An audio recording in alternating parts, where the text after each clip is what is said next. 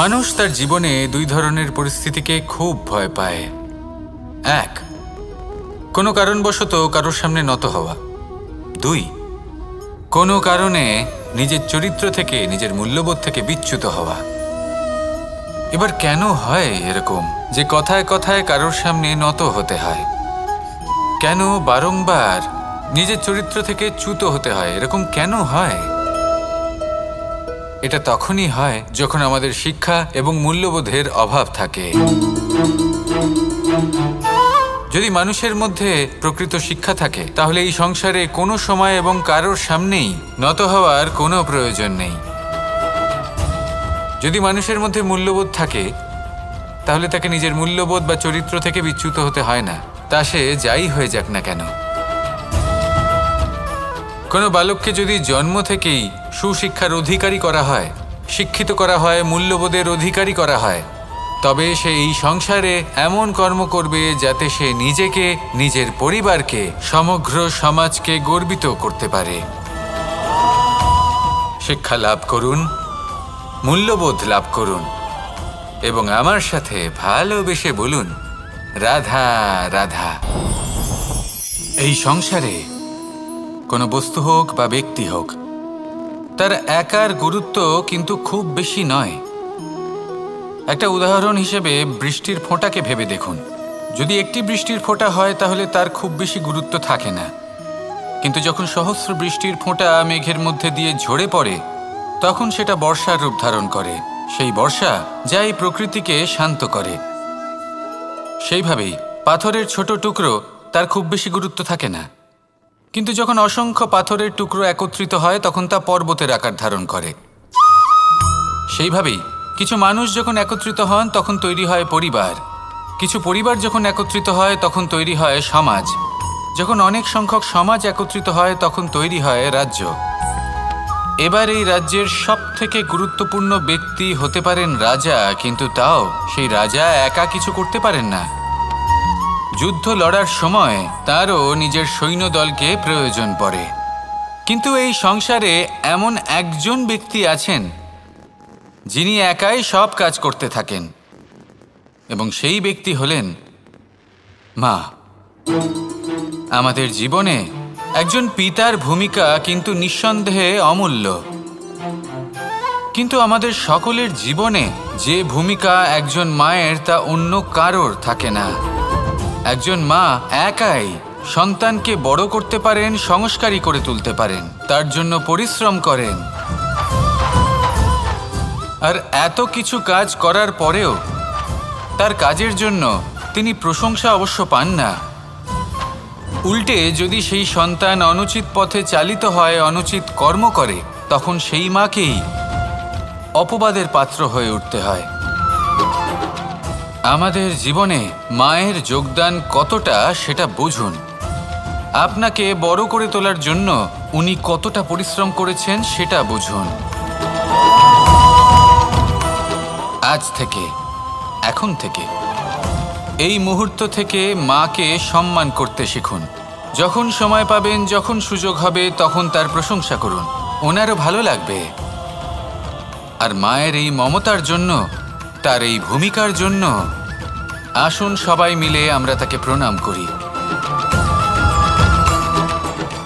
আর সকলে মিলে ভালোবেসে বলি, রাধা রাধা।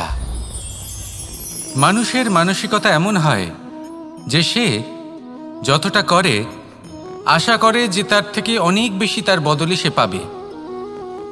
দেখুন, সবকিছুই আপনার ভাবনা চিন্তার উপর নির্ভর করছে।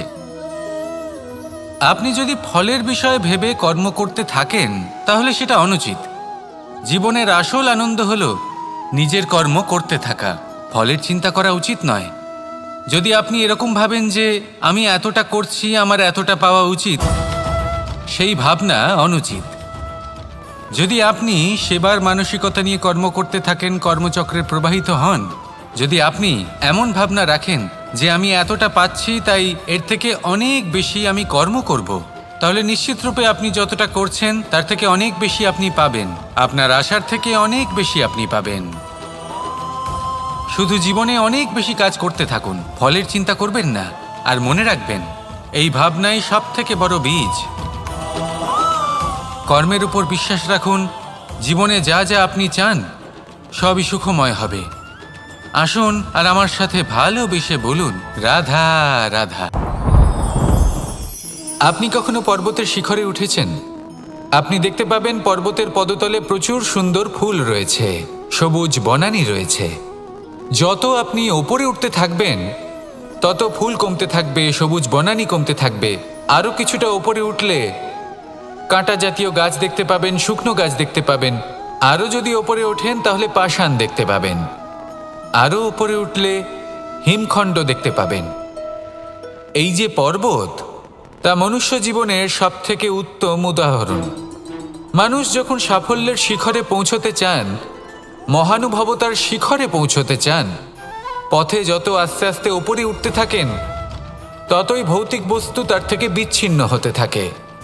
যদি তিনি সেই ভৌতিক বস্তুগুলি ত্যাগ না করতে পারেন তাহলে কখনোই সেই স্থানে পৌঁছতে পারবেন না। আর মানুষ যদি উচিত ত্যাগ করতে পারেন, পথে অগ্রসর হতে থাকেন, এগোতে থাকেন, তাহলে একদিন না একদিন তিনি মহানুভবতার, জ্ঞানের, সাফল্যের হিমের স্বাদ অবশ্যই লাভ করবেন। মনে রাখবেন, মানব জীবনের ত্যাগ হলো অত্যন্ত গুরুত্বপূর্ণ অংশ। আসুন আমার সাথে ভালোবেসে বলুন, রাধা রাধা।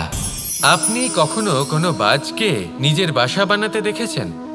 এই বাজ যখনই কোনো বাসা বানায় তখন উঁচু গাছের ডালে বা কোনো পর্বতের শিখরে বাসা বানায়, অনেক উচ্চতায়।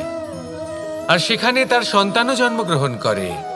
যখন এই সন্তানেরা জন্মায় তখন এই বাজ খুবই ভালোবেসে এবং খুব সাবধানে এদের পালন পোষণ করে।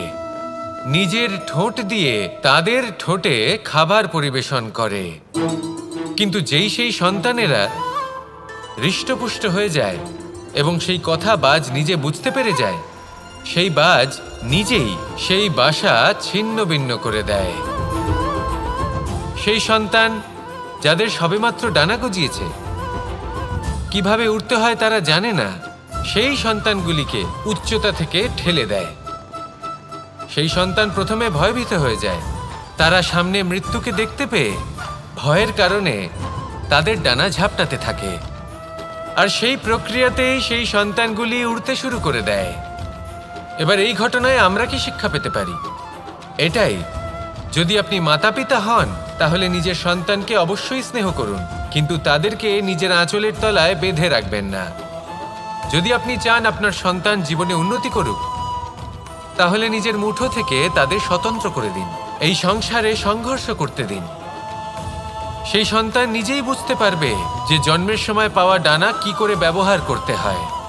আর আপনার চোখের সামনে আপনার সন্তান এই আকাশে উড়তে থাকবে। তাহলে আসুন আমার সাথে ভালোবেসে বলুন, রাধা রাধা।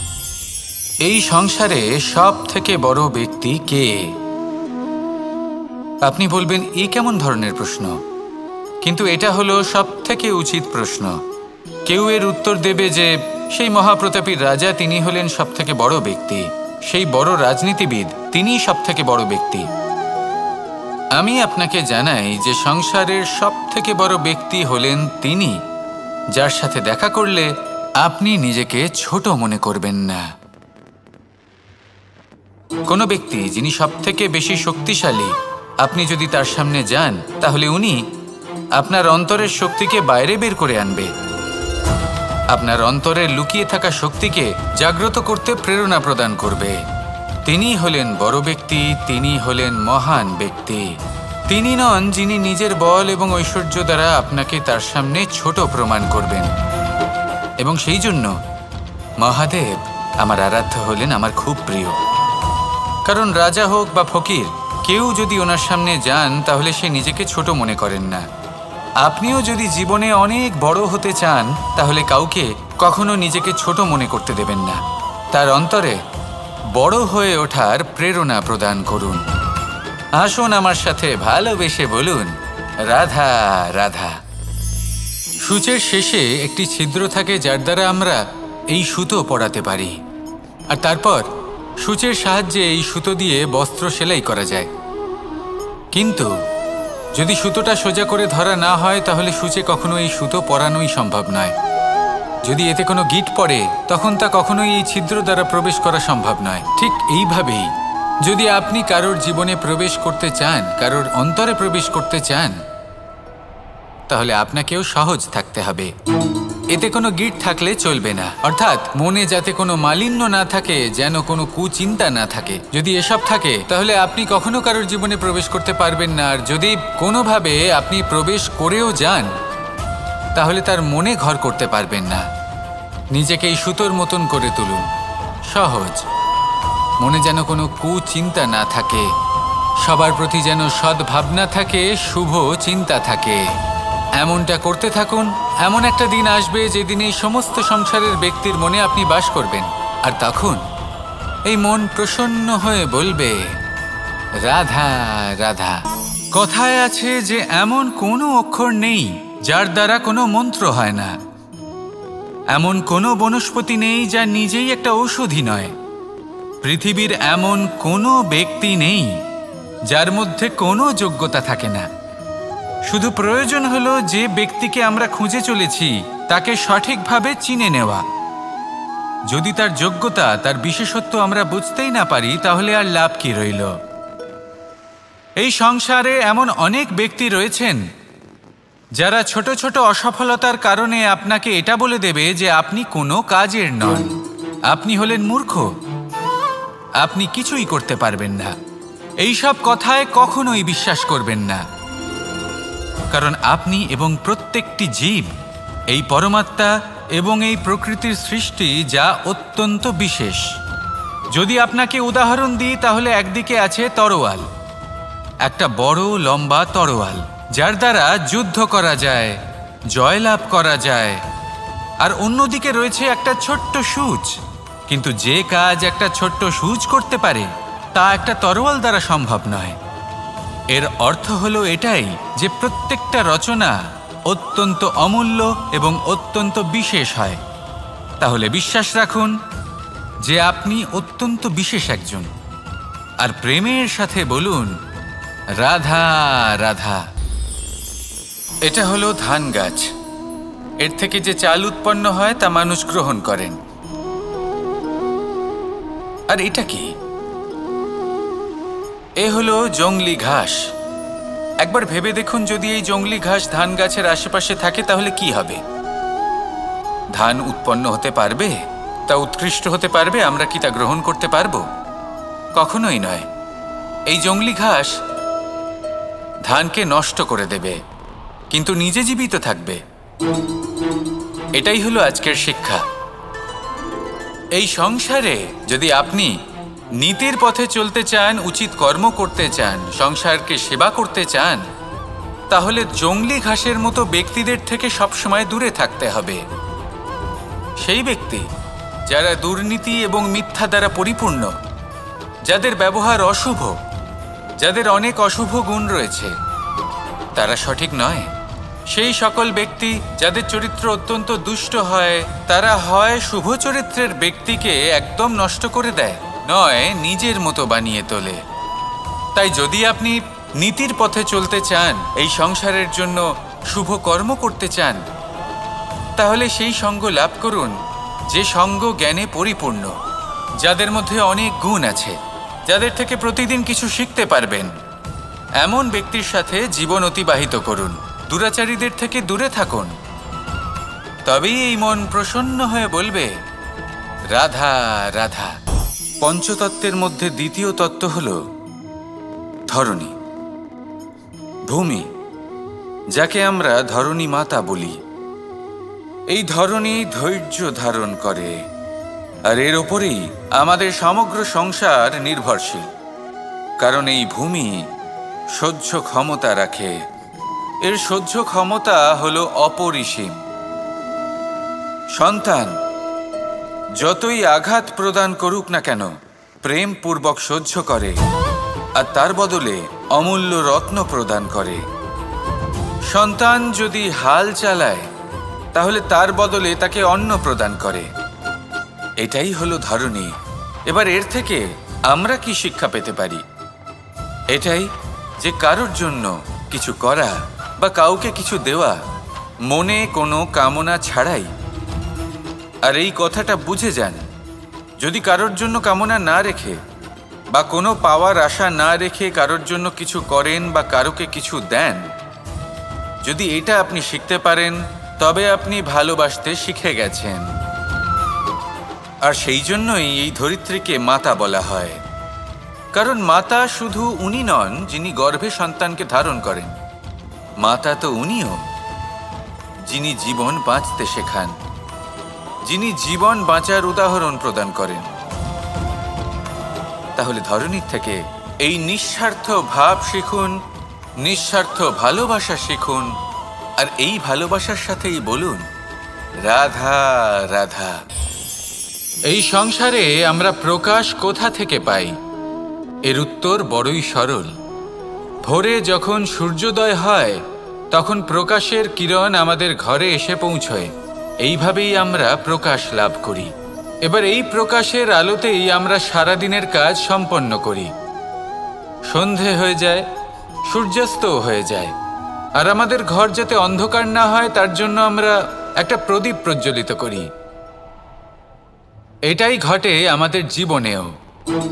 এবার প্রবাহমান আয়ুর সাথে আমরা আমাদের অন্তরে যদি একটা প্রদীপ প্রজ্বলিত করে নিই তাহলে বিষয়টাই অন্যরকম হবে। এবার আপনি বলবেন কোন প্রকাশের কথা বলছি যা আমাদের অন্তরে জাগ্রত করা সম্ভব? আমাদের আত্মার মাঝে প্রেমের প্রকাশ জাগ্রত করার কথা বলছি। কারণ আমাদের এই জীবন এও হলো দিনের আলোর মতো। আজ প্রকাশ আছে কিন্তু কোনোদিন অবশ্যই অস্ত হবে। কিন্তু অস্ত হবার আগে যদি আমরা আমাদের আত্মার মাঝে প্রেমের এই প্রকাশ উজ্জ্বলিত করে নিই তাহলে আমাদের সন্ধ্যাকালও আমরা আনন্দে এবং প্রেমে যাপন করব। তাহলে আসুন আর আমার সাথে ভালোবেসে বলুন রাধা রাধা।